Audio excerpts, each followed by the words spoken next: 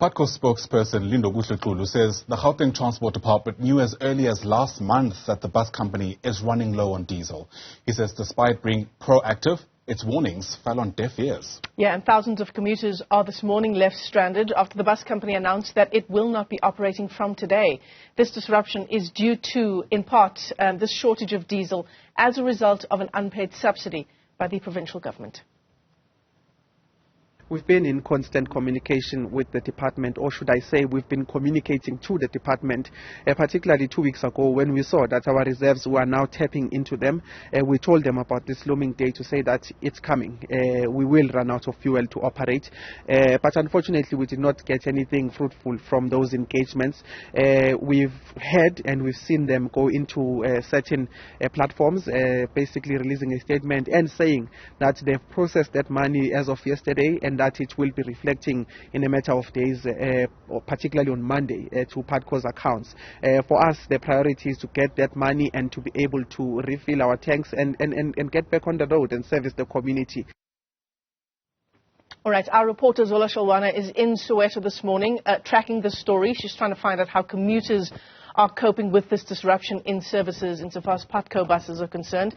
Let's take you to Soweto live. Zola, what can you tell us from having spent the last couple of hours in that community? Michelle, thank you very much. We are with the Batupili Passengers Forum, people that really felt, the inconvenience that this operation has really caused them this morning. These people are people that really understand, how other passengers must be feeling at this point. Now, Michelle, if you could allow me to introduce Mam Nobuhle. Mama, thank you very much for your time. We spoke earlier and you said that, you only received communication from Putco yesterday, and that was around 4 p.m. What was happening before that? And also, how did this operation actually inconvenience you as a passenger?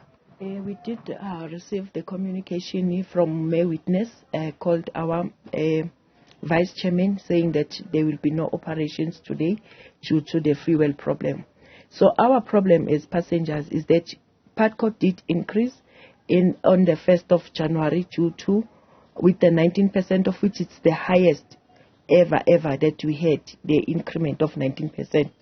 So we felt so inconvenienced because Putco never done this before. So we don't understand how is the communication between Putco and the government, because Mr. Tsulani Mtadane yesterday on the ENCA, he did mention that they did pay Putco the half of the subsidy, that of which it was 15 days subsidy. They're only left with the 15 days subsidy. So we don't understand what is really going on between Putco and the government. So we are suffering because of the two pools, of which it's Putco and the government. So us as passengers and stakeholders, we are suffering on the ground because people have bought tax, weekly tax and the monthly tax. So how are we going to get to work if Putco has our money?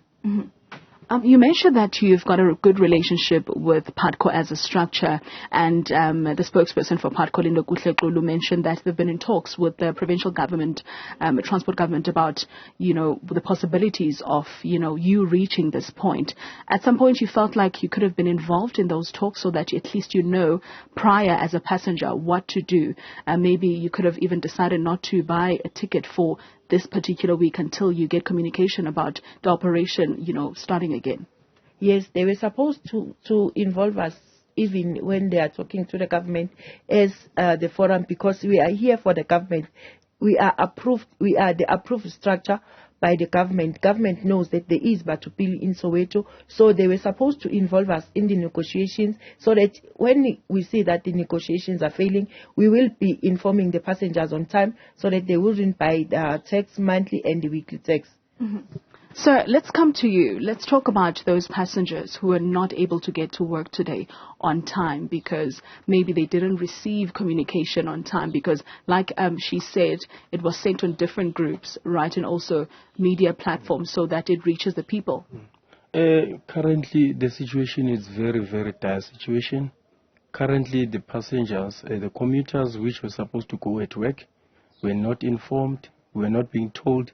My main concern currently now is that as Mom Witness sent me the notification yesterday that they will not gonna be having an operation today. I don't think it's fair for commuters to be left in a limbo situation, because the communication was supposed to be the first foremost so that people can have alternative to go to work.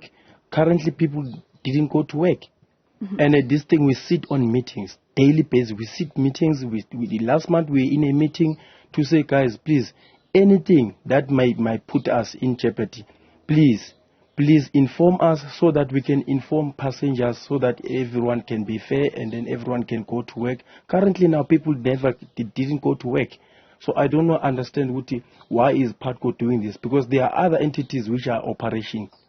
Like Gauteng coaches, Metro buses operation, Tripods are their operation, but Putco is not operation. Why are they holding us at ransom? We don't know.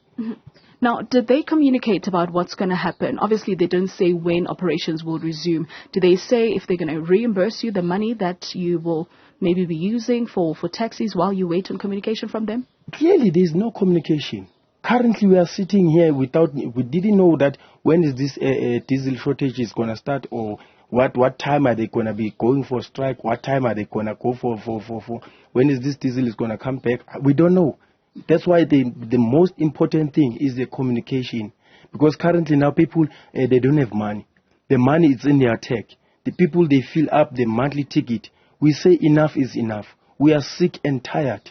This nonsense, this game that they are playing with us, they are playing with people's life. People now currently, they're going to go on AWOL. They're going to be suspended. They're going to be dishing out them with the warnings. They're going to be dishing out with final warning. They're going to be retrenched people because of this thing.